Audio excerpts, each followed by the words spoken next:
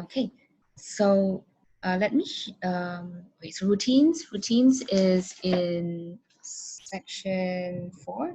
Section 4. Okay, so we're right there. And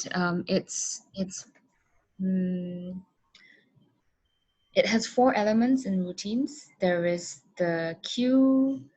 Let me pull up my notes first. So let me share my screen. Okay. Right. So there is the cue, the action, the reward, and the anticipation. So basically there are 4 elements in the routine. I won't dwell too much on these today unless somebody wants any clarification. We talked about that last week. But what I want to do is really talk about the general procedure for routine. So let me share my screen. Let me share my whiteboard actually. And I'm going to draw the flow out for you because the current manual that we have for routine, one part of it is actually going to be taken out in the new manual that will be released later on in the year, hopefully. And also that one I didn't really have in my old version, so I have not really used it. It doesn't stop us from using it or not, but just take note that we could have a smoother process there. And I think in terms of the flow, the current procedure isn't very clear. So that's why I want to do, I want to revise this again and just draw out the flow of what we can expect. So let me see if I can do this in the best way. All right. So when you get to the routines section, the first thing you're going to do is find out if you will be working on an old routine or a new routine. So let me move my a bit.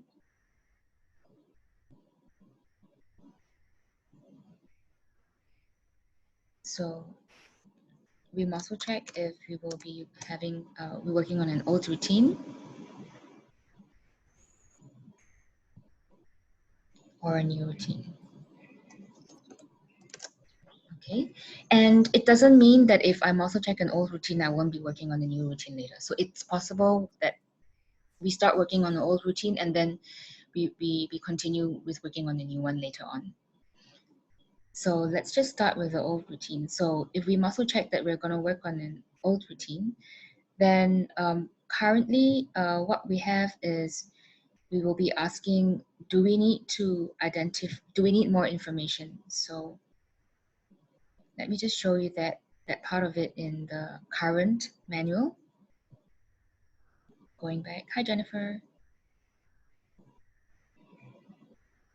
Okay, so muscle check if we are creating a new routine or an old one, and then find out if we need more information. Okay, and if it's yes, we will use the questionnaires to identify a routine, and then we will actually visualize it 3 times. The one that I'm saying that we will probably leave out will be this one, when it says no, and we will address all routines in the life. And while we're still here, for those of you who didn't see this last week, there is a questionnaire at the end of this, which will guide you in asking the appropriate questions for your clients so that they can be more aware of the routine that we want to specifically look for. And you don't have to ask all these questions. So you can muscle check which of the questions are appropriate.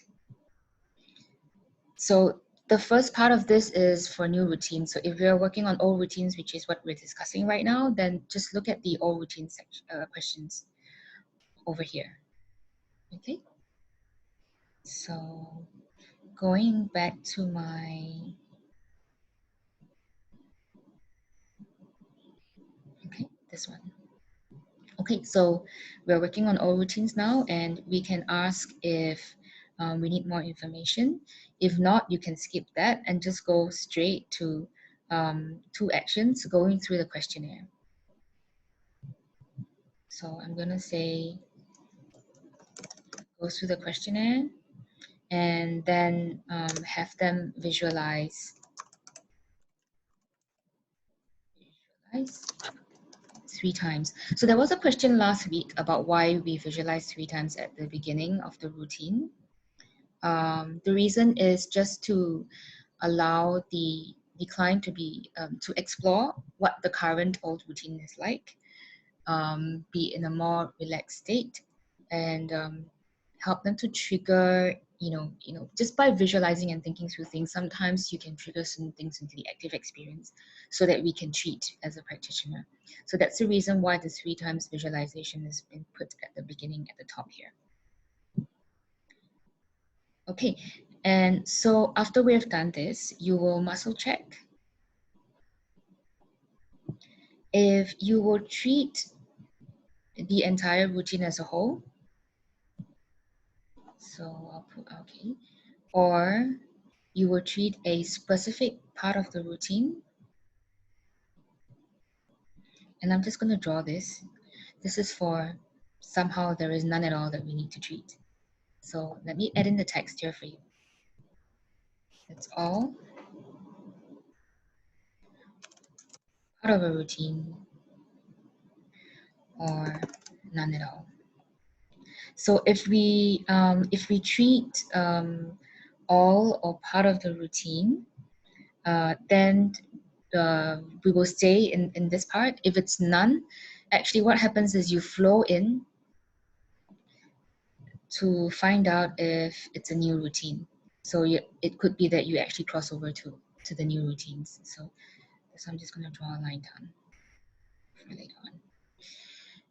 Okay, and so at this point, once you identified whether it's all or part, you will then invite the client to feel into the process. So if it's all, so have the client feel into what's coming up emotionally, any thoughts and feelings and beliefs that are coming out when they think about the whole entire routine.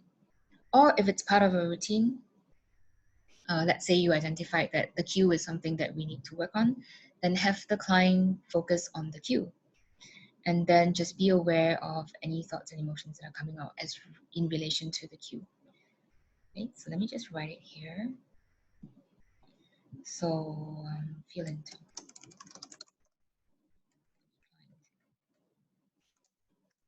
So feel into any emotions. I want to expand that.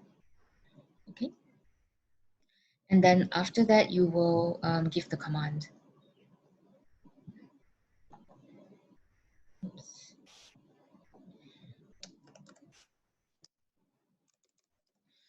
So let's go and have a look at this, the script in the procedure. I think there's somebody waiting.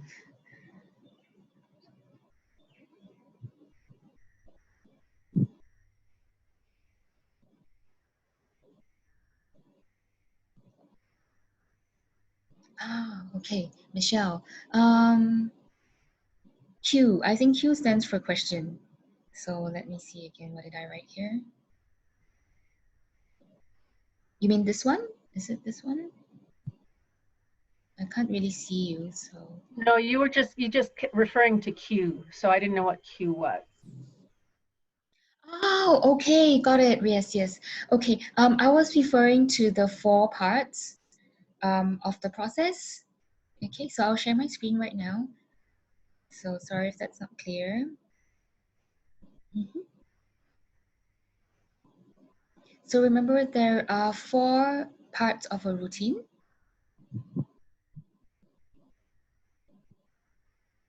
Over here. So it's a cue, action, reward, and anticipation. So cue was referring to this one. Yeah.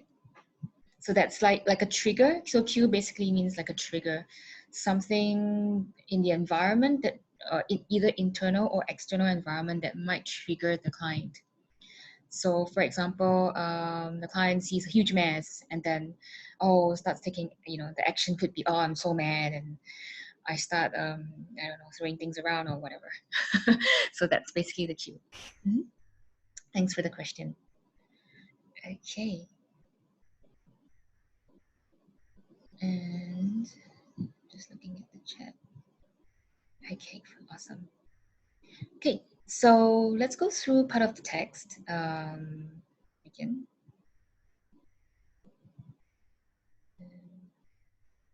Let me adjust my screen so I can see it myself. All right, so remember we said we either find out if it's a entire routine that we want to work on or one aspect of it. So one of these. And you can later on when you loop it, you can be working on the cue at first, and then you could be working on maybe a reward at the second round. So it doesn't mean that we only work on one aspect of these four. Okay, so here see it says, client, we're going to address a certain part of your routine, and please imagine and feel what you experience when you are at X part of the routine. So X meaning action, reward, cue, anticipation. And if you're working on all, so just have them be aware what's the experience that's coming out for the entire routine. Okay, so just to adjust the text according to what makes sense for you at that point. Okay, and then let me know when you're ready to treat. And then this is the command for it. So superconscious, please treat all disempowering memories around the subject, including any parts that are associated with it. And then when appropriate, replace these memories with positive self-empowering beliefs and do a massive change history and everything. And then do your usual checking in, progress done, help barriers, and then get feedback from the client. Okay, and then sort of treat until it's, you know, like a low, a zero, neutral. And then you can ask if this aspect of the routine is still a priority. So for example, if you were working on action, then here you will be muscle checking to ask if the action is still a priority. And if it is, you repeat treatment. So you repeat this command. And if it's not, then you move on to the next step. Okay, and then you ask if the routine is still a priority, and if it's not, you will back out of the protocol.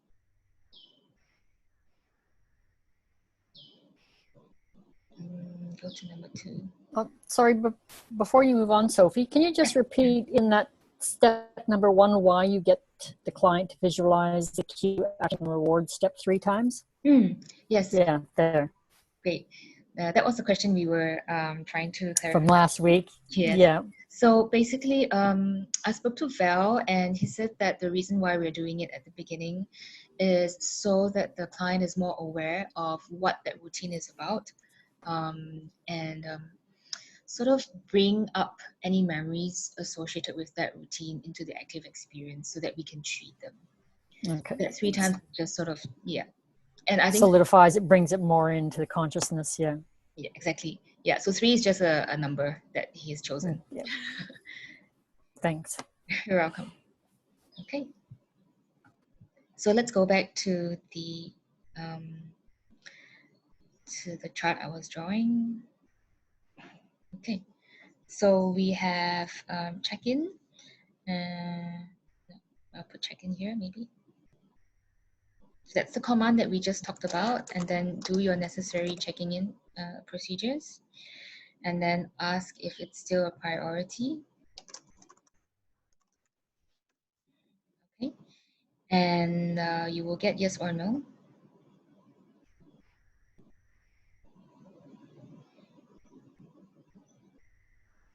So if you're getting a no, it means that you will back out of the protocol. So do your usual backing out. And that would be, is Section 4 still a priority? Okay. And then if you get a yes, you can check if new routine is a priority, and therefore we end up here. So this is how we can, so there are 3 ways we can get into a new routine. Either we find it out at the beginning, we find it out after visualizing the old routine and discovering that we will immediately work on the new routine, or we treat the old routine and then we flow into a new routine to create a new routine after.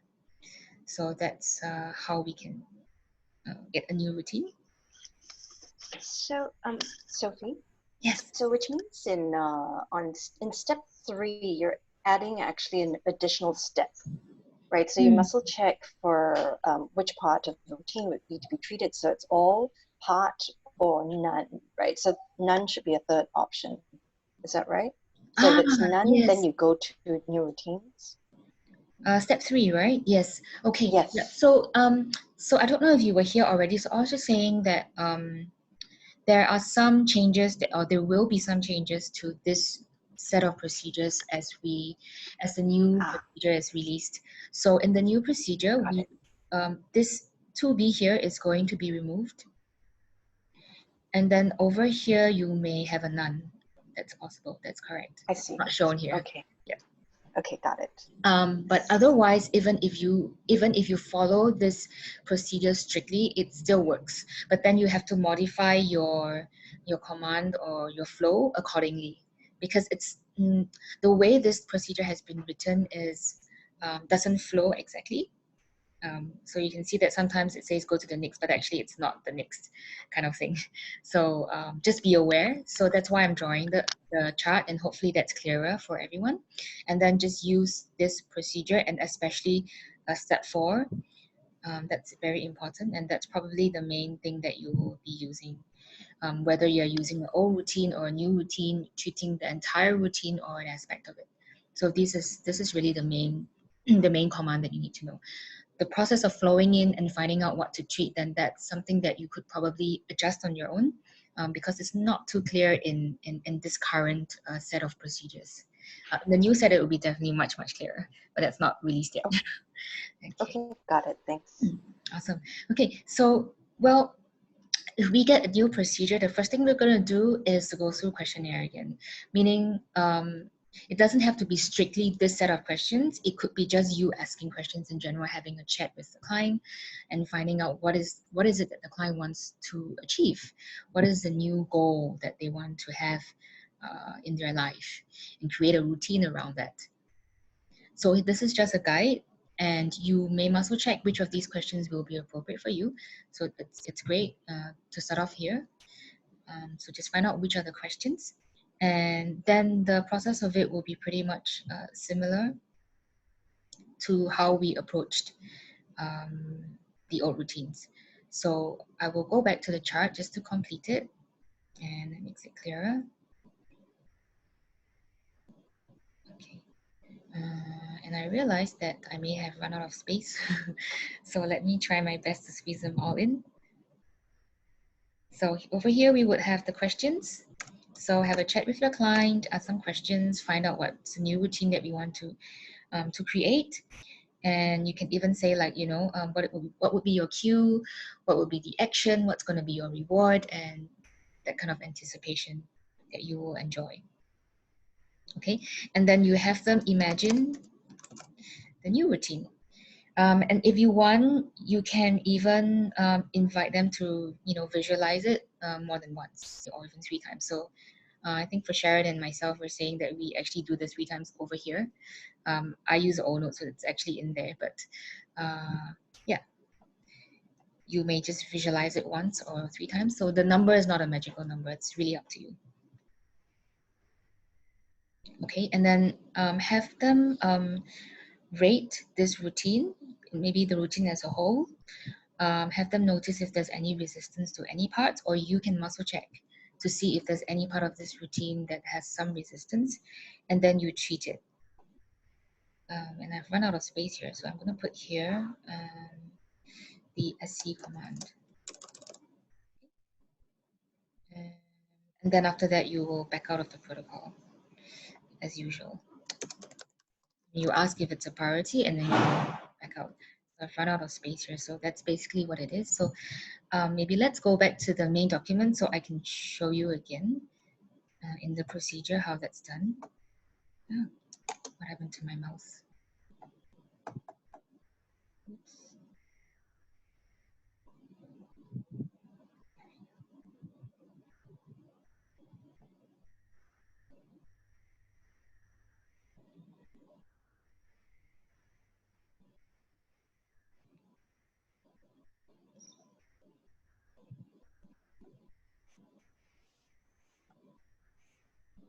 Okay, so it's similar in the new for the new routines, except okay. So actually, it's kind of similar. You can start here actually. So have them visualize it, identify the routine, visualize it, And then muscle check if we will work on all of the routines or part of it. Have them feel into it and identify any resistances, and then you treat. So it would be the same flow as treating an old routine. Okay, then do your checking in, getting feedback, and then finding out if the routine is still a priority, and then backing out of the protocol as appropriate. And if routine is still a priority, you will go back to number 2, which is all the way up here. Okay.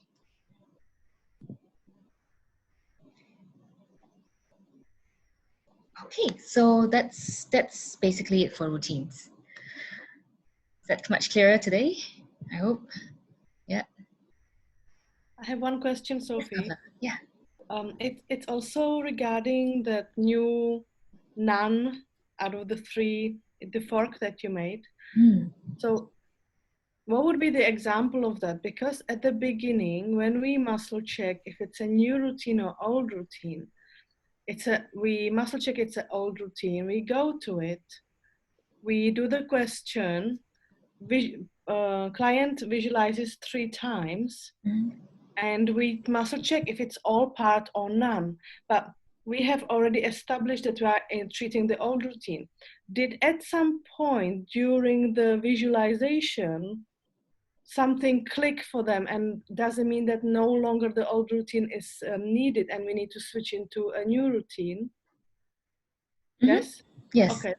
Yeah, I see. exactly. So even without any commands, just by them visualizing, something clicked and we can go into a new routine and we don't have to keep staying and looping in old routine then. Exactly. So Okay. I guess in that case, then it's kind of visualizing gives them a new insight.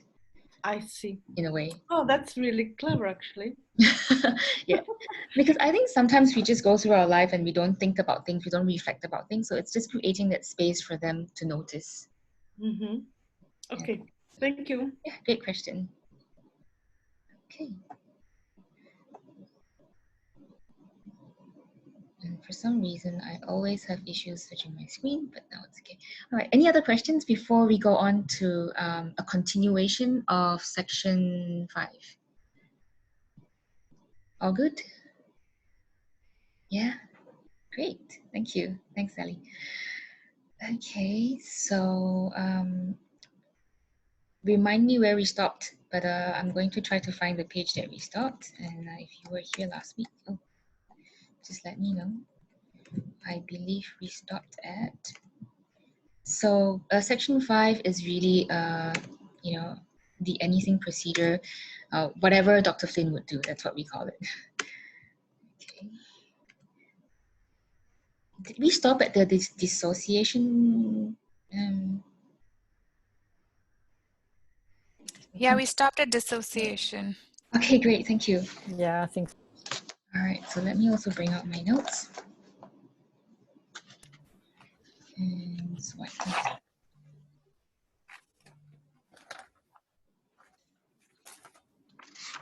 So maybe you want to get onto, so I'm using the full sessions manual and it's page 62 here. So if you are looking at your manuals, that's where we can find it.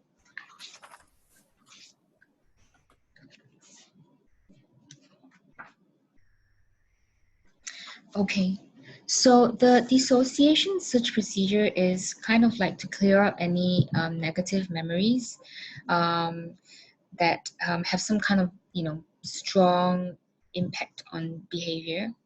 And it's kind of looking for that master thing that it's creating the problem. So for this one, you would ask, can you and the dissociation process work together and treat all the dissociated negative memories and parts from birth until now? Oh, I think we talked about this last week, but okay. That sounds familiar to me. Okay, so dissociation process. So you remember how in that iceberg in the triangle, we have the conscious and the unconscious parts.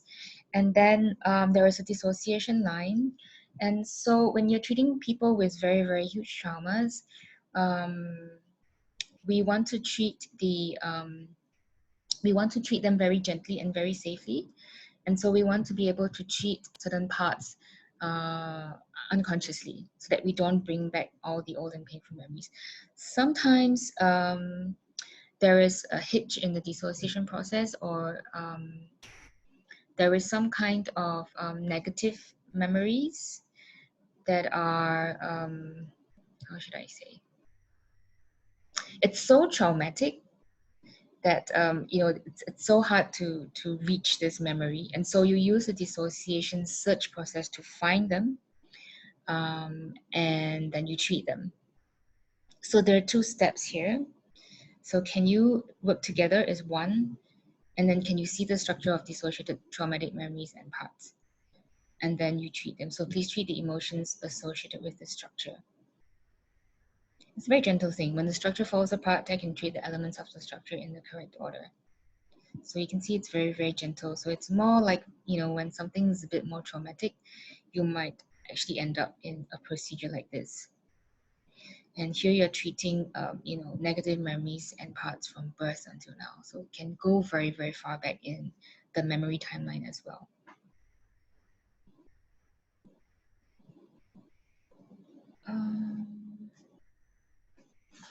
Okay, in my notes, I have something called the association and dissociation procedure. So somehow or other, it's not in here. It actually comes before the association dissociation procedure comes before the dissociation search procedure. Exactly, but somehow it's not in this document that I'm showing you. Okay. I don't know where it is. So maybe I will just speak briefly about this, if it's okay for those of you who have it in your printed manuals. There is something called the association and dissociation procedure, and I find it useful when clients tend to be confused and they have little clarity. So remember what the purpose of the association and dissociation process is, so that you don't cloud your mind with information that you don't need right now, right? Therefore, you're able to dissociate, and you only have to pull those memories into your conscious mind when you need to use them. Which means right now, when you're talking to me and I'm talking to you, we're just thinking about Matt and what's going on. We're not thinking about breakfast, lunch, dinner, another holiday, or something like that. So it's not clouding our mind. We just focus on what we're doing. Then the association process is, where you are able to relate things as they are. So if you remember in the video, it says so that your pencil doesn't look like a sausage or something like that. So you're able to actually choose and pick the right memories to associate with something, so that you will not be confused in that way. So it helps you to simplify what you're thinking about and to keep your dormant memories dormant as they should be. So there is one thing called the association dissociation procedure, and there is some commands there. I don't think I need to go through the commands. It's quite straightforward actually, but this is basically what it It's only in the older version. It doesn't seem to be in the new version. Ah, yes. So you have that for you as well, Yeah. Papa? Yeah.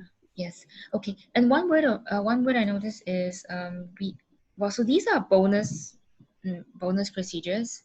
I'm not too sure, but in the new procedure, some of these are actually not in there. So it's kind of like extra tools for you under your belt, and you don't really have to use all of it. I've not used all of it in my practice out of 300 sessions, but you will find that there are times where this would be helpful for you. So some of these I have used, some of them not so. One of the ones that I used this week actually was something called the private line, which we will be talking about later on. Okay. And then I think structures of structures and structures of problematic procedures, you probably have covered those under structures, because I know that that's in the main document. So I think I will not talk too much about this one. And the structure of structures is just to treat, like, it's super complicated thing. So it becomes a structure, and there is a structure of structures, a structure consisting of all the structures kind of thing. So that's like a super complex item. So that's just a very straightforward single command here. So I'm going to skip the structures part. I believe it's already covered. Okay, learning from sources procedure is very interesting. So basically, sometimes we learn things and then we forget.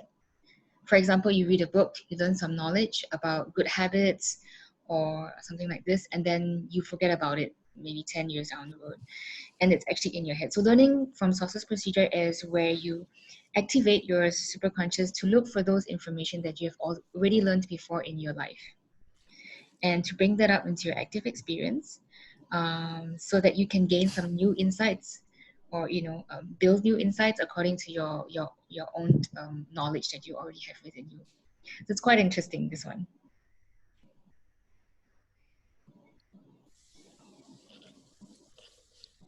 Okay, and this is the command for that. And the other one is treatment of dreams procedure. So that's quite interesting. So basically, our dreams are, kind of related to our daily experiences, or even sometimes trauma. That's why when you talk about kids, sometimes when kids have a huge day, they might end up with a nightmare in the night. So this is about treating the dreams. So if a client says, I'm dreaming of this and this is one procedure you could use, and to kind of treat the underlying fear that's creating this dream at night, creating this thing that's coming up.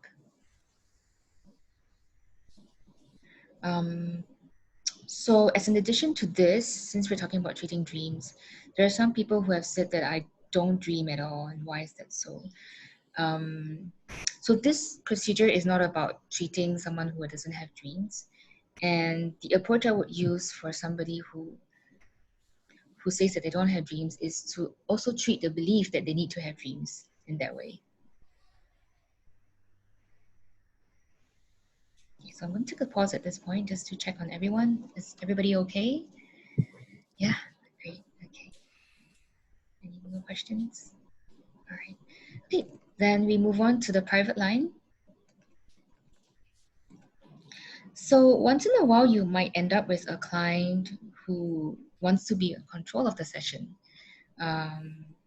Maybe the client knows a little bit more about MAP, or they have some other modalities under their belt, or they are just wanting to keep track of the whole entire session, maybe frantically writing notes, what are you doing to me, like kind of a thing. And sometimes that could create some kind of barrier to the treatment, because their conscious mind starts to sabotage everything. And so what we do in this way, in this sense, is to create a private line between the superconscious. And therefore this command is, can we form a private line for our communication by dissociating my voice from all the aspects in the active experience, and dissociating your response from all aspects in the active experience. So which means that your voice is now resonating more with the unconscious than the conscious mind of the client. So it's a very interesting one, this one. So I have a question about that. Yeah. But you would continue the session as normal. You would still talk and ask the questions. Yes. This helps their mind. Yes. So you Their would still proceed. Mm-hmm. Okay. You would proceed as usual, but just add this command inside that might calm the mind of the client, and maybe they're even less confused, because when they're trying to think too much, they can't relax. And they can't create that mindful space, which is necessary for MAP to work. So this is a nice little trick if you ever have a client that's like this. Like there's some clients that go, oh, can you treat this part of that? And then like they're kind of driving you and guiding you, and it should be the practitioner's role to guide, because we are muscle checking, we are communicating with the superconscious. And so when the client is saying do this, do that it's kind of their conscious mind that is speaking, and then it becomes very biased. And so we may be treating things that are old patterns of the client, but not really the specific original issue. So Sophie, if you go on the private line with the superconscious, then you are speaking with superconscious for the rest of the session. Direct, is that what it's meant to do? Like to Well, we are speaking with the superconscious throughout the whole session, but creating a private line just basically means superconscious, let's just speak you and me, so that we are more apparent to each other in the unconscious part of the mind of the client. So that in the consciousness of the client, it's not going to cloud anything. So which means in the hearing and awareness of the client, whatever I'm saying is not going to be such a big deal for them. Where the information will go more directly to the superconscious part of the client. That's basically what it means. So after you do this command or do this procedure, you've got that private line for the rest of the session, right? But you still do conscious check-in with the clients at different points during the rest of the session. It just basically means that we are strengthening that communication between you and the superconscious of the client. So we call it so-called a private line. Rather than we're just speaking and everybody's listening and everybody's picking up all the information and getting confused or wanting to be part of it. We're just saying, I'm speaking and they are hearing it, but they are not going to react to it. Only the superconscious is going to receive and react to this information, so to speak. Got it. Mm-hmm. So would we ask that question number 1 out loud or silently to the superconscious? I would say it out loud. So I did it out loud. Yeah.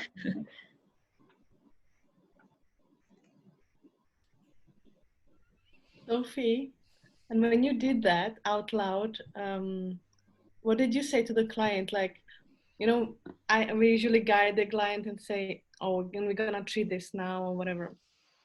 How do you explain that? And say, I didn't explain. I just said it as part of whatever I was doing. So I think one trick is create the experience for the client. You don't have to explain everything that you're doing. Normally, I might just say, okay, focus on this, focus on that, but I don't say I'm doing this because. Okay. I hardly say like, oh, I found by muscle checking this and that. I don't explain what I do. I just say to them, okay, how does this phrase resonate with you? So I don't actually explain the procedure behind it or the steps behind it. So for this, I just put it in as part of, as if it was part of my my command for whatever section I was doing. So if I was at events, maybe I would just add that in after. Okay. Yeah, without having a break in between. So then it's flowing quite smoothly without being too obvious. Thank you. You're welcome. Okay, so problem solving. Oh, okay, this is the interesting one. So this is the one that's like a computer and you have a document and then you copy your document and you edit it and then that edited version becomes the new document in a way. So problem solving memory. We actually in Dr. Flynn's if you refer to Dr. Flynn page 201, he actually calls it moving memory for problem solving. So basically you are making a copy of this memory structure and then you're solving that copy. And the reason you do this could be because the dissociation process is not allowing the process to be handled. There is some kind of resistance. So you copy it so that, it's safe, they feel safe and assured, because it's like when they are very resistant and very protected, it's like when you try to change it, it's like, no, we can't do that. I'll be erased forever and that's too scary. So you copy it and then it's like, okay, that's okay. I will treat this copy and, it's more beautiful. And then, we can use this copy instead of the old one, for example. And this is very good for clients who have greater trauma. If I remember correctly, I think Dr. Flynn says like torture survivors, for example, people with abuse cases and stuff like that. It's a much gentle way. It's just like, when sometimes you write a document, you write a document in your computer and you're like, okay, you know, I want to rewrite something, but yet I don't want to get rid of the old one in case I still need it or I need some information there. So, you know, you do copy it, you edit the copied one, and you do it. So it's kind of that kind of idea behind it. Okay, the only thing that I noticed about this is it doesn't really say, so if you look at the text here, superconscious, could you copy the memory of the memory structure into a safe laboratory so you can problem solve and find the best and safest way to treat the memory and look for any surprise triggers or self-protective response and a simple solution to treat the entire structure, right? And then have you finished problem solving? Is it safe to treat the structure? And then you treat that structure. The only thing I found here was that it doesn't actually say what you're going to do with the original one.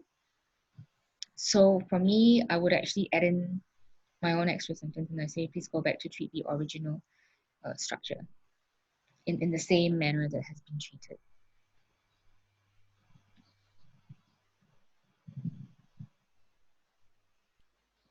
So that's the extra step I would do.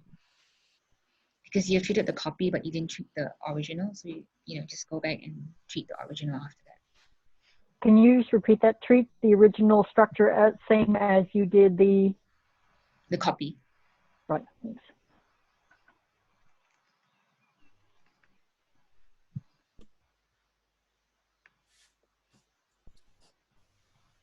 Okay.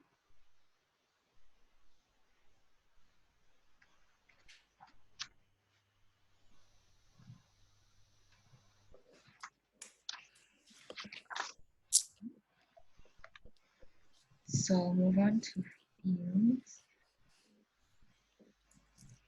So this is just different ways you can treat fields. So fields are pockets of energy. And you can treat like any sensations, twitches, any kind of thing, the physical body. This is for repetitive thoughts. And then these are, you know, muscle checking the anatomy to find out which of the parts. You also can treat fields in chakras and or even the energetic field of a living person. So maybe like the field of the parent or something like this.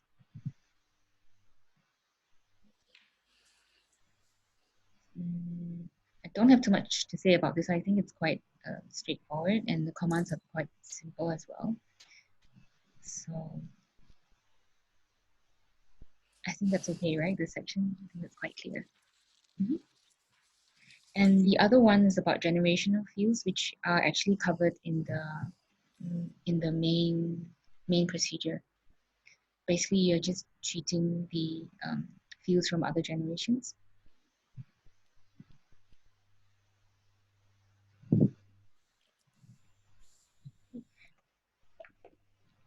So I think I won't cover too much about that one, but I will talk about the disorganization procedure. So we're now on page 65 on this document.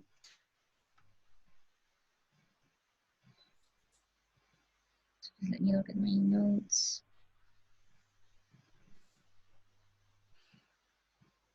Okay, the disorganization procedure is when you have a part that is creating chaos.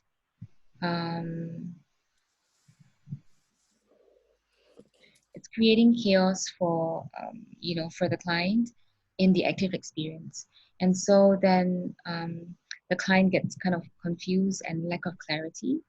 So it's like, oh, I don't know what I have to do. I don't know, like when you ask a client for feedback, maybe the client's like, I don't know what's going on. I can't pinpoint, you know, like that kind of confusion. So this is like kind of a disorganization procedure that you can use. So it says, is disorganization in the active experience blocking the integration of old and new memories? And then please second treat the memories that are causing the disorganization, or maybe there's some, you know, resistance or fear, and treat the I can't memories that are active. So yeah, normally I would use this if there was a client who seems very confused and they just can't tell, like you ask a question like not really sure about, like do not know how to answer in a way. Like the feedback isn't very clear. Sometimes the reason could be because the part is so resistant that they also don't want to be treated, and so they create this kind of chaos or messiness so that the client is not clear in their feedback. So a question on the first part, it says A, yes, B, no. So no would be like a barrier, like a mindset or a memory barrier. Yes, that's right. So it could be a And then memory we would barrier. we would come back and finish treating disorganization. Yes, that's right.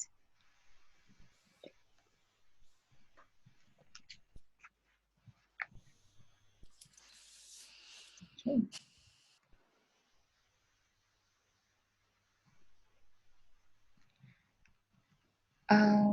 The next one is about the neurostructure protocol. It's basically got to do with treating aspects of your brain. So working on, there's 4 here: negative reactions, trauma, compensations, and accelerate systems responsiveness. So this is a bit more physical in a way. That's how I look at it. And you will also check which one, whether it's A, B, C, or D. And the commands for each are quite straightforward. So if it was a negative reaction, you would say, please add and subtract neural connections to eliminate negative personality traits and behaviors and reactions and modify the memories to create a new healthy system. So you would read the command that is according to what you must check. So there's 1, 2, 3, and the 4th one is actually in the next page over here. This is the accelerate systems responsiveness. I probably only used this maybe twice, but it's actually quite powerful. So yeah, if you get there, it's quite a good procedure.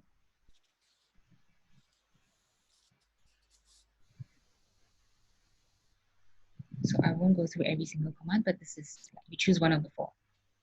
And basically what you're doing is really just treating aspects of the brain for these 4 items, one of these 4 items.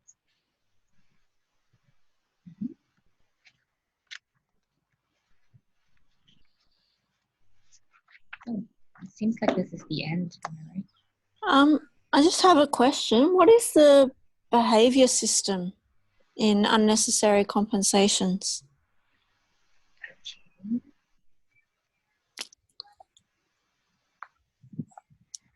Please add and subtract associations in the basic neurostructure of the behavior system and any other system. I think behavior system is just the way you behave, I guess, in general. Don't have a very detailed explanation of that. Okay. Any compensation activity that is no longer needed.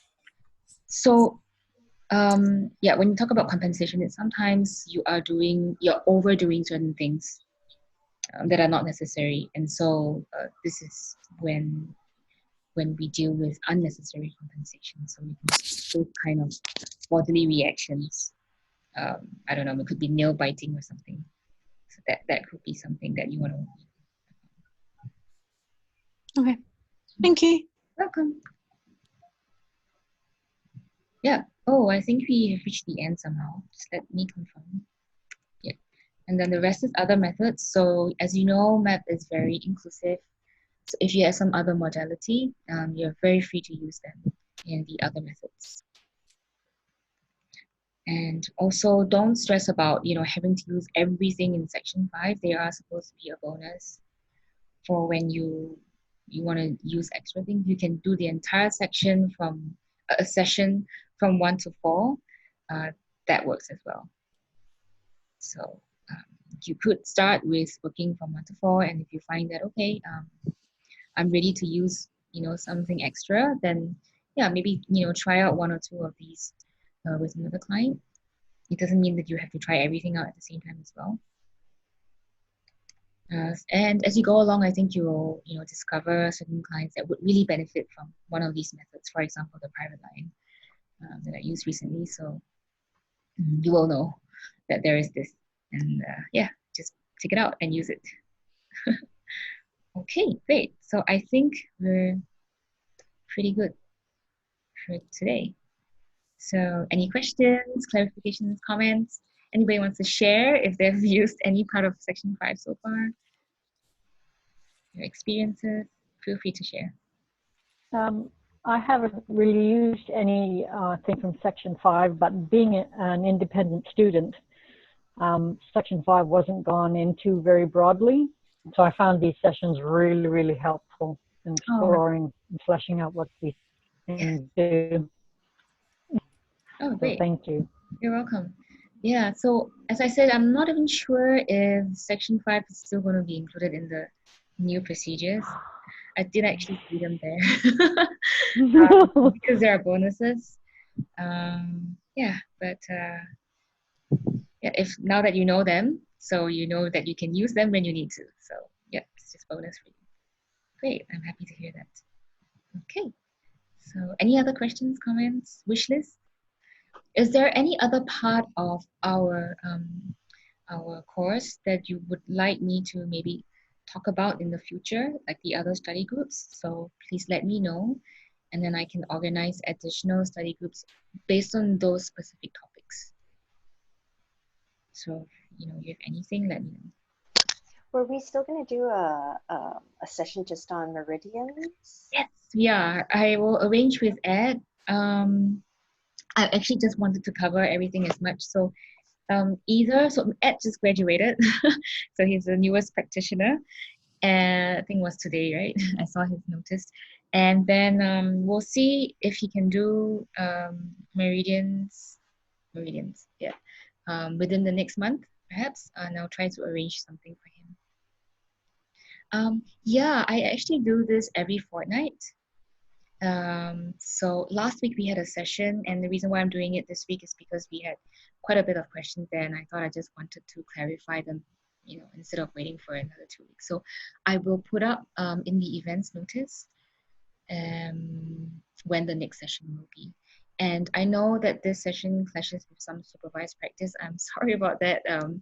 We have so many things happening in the institute that it's really hard to find a common time. But if you let me know that you would like to know, you know, you would like to have a recording or anything, I will record these and I'll send them to you. I just haven't figured out with the institute if we want to put this up because we already have quite a lot of, you know, videos in the portal. So that's why I said the session is not recorded. But I know a few students who can't make it have requested, and I'm happy to share the recording. So just let me know. No worries at all.